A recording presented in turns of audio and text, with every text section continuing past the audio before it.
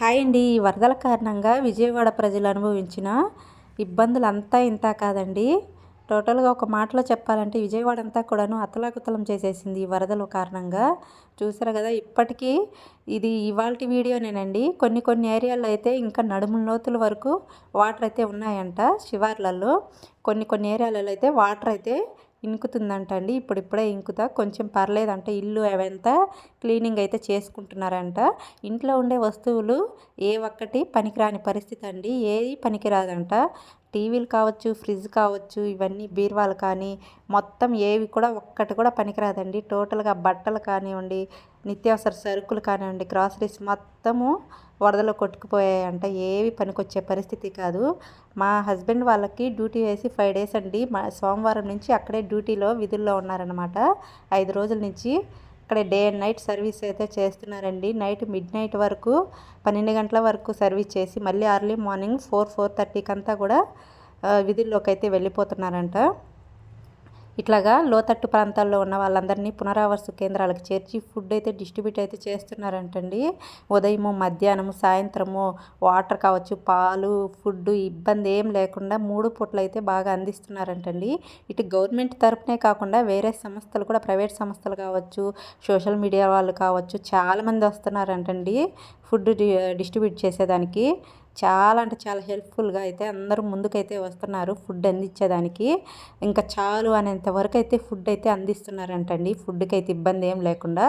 కాకపోతే ఇబ్బంది ఏమంటే ఇంకా ఒంటి మీద బట్టలు తప్పనిచ్చి ఇంట్లోదేది పనికిరాని పరిస్థితి అయిపోయిందంటండి. అంత దారుణంగా అయితే తయారైపోయాయంట. అసలు ఇళ్ళ లోపల పనికిరాని పరిస్థితి అన్నట్టు. ఇప్పటికీ కొన్ని కొన్ని లోతట్టు ప్రాంతాల్లో అయితే నడుముల వరకు అయితే వాటర్ అయితే ఇప్పటికీ వాటర్ అయితే ఫ్లోటింగ్ అయితే అట్లాగే ఉందంటండి. తగ్గలేదంట. కొన్ని కొన్ని ఏరియాల్లో అయితే తగ్గింది. ఇంక ఇవాళ వెజిటేబుల్స్ కావచ్చు అవన్నీ కూడా డిస్ట్రిబ్యూట్ చేస్తున్నారంటండి.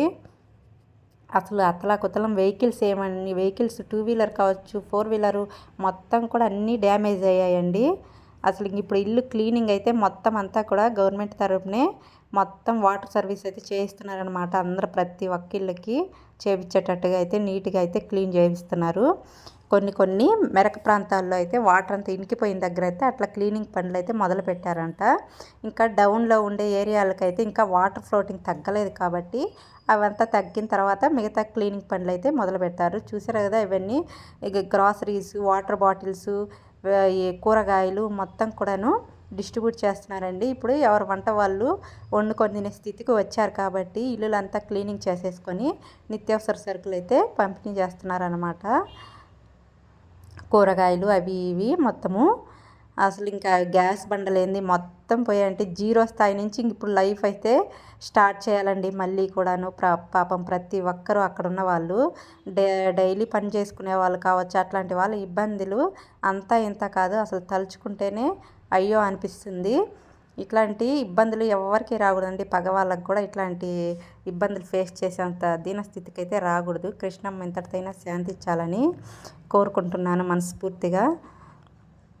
మనకి చేతనైన సాయం అయితే ప్రతి ఒక్కరు కూడా చుట్టుపక్కల ఉండేవాళ్ళు కావచ్చు ఎవరైనా అంటే అందరూ బాగుంటేనే కదండి ఊరు.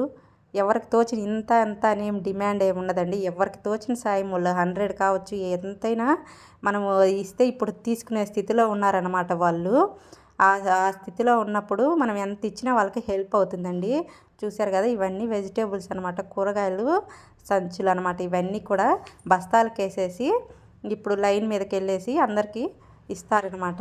ఇవన్నీ పాల ప్యాకెట్లు, కూరగాయలు, వాటర్ బాటిల్స్ అయితే ఫుడ్ అయితే ఈ 4-5 రోజులు వరదలు అయినప్పటికీ ఫుడ్కి ఎవ్వరు ఇబ్బంది పడకుండా అయితే 3 పూటలు అయితే ఇచ్చారంటండి. శుభ్రంగా వాటర్ బాటిల్స్ అన్నీ కూడాను ఫుడ్కి ఎవ్వరు ఇబ్బంది పడలేదంట అసలు.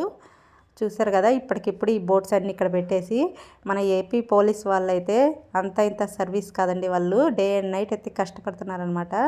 వాళ్ళకైతే ఖచ్చితంగా అభినందనలు అయితే అందించవచ్చండి మనము.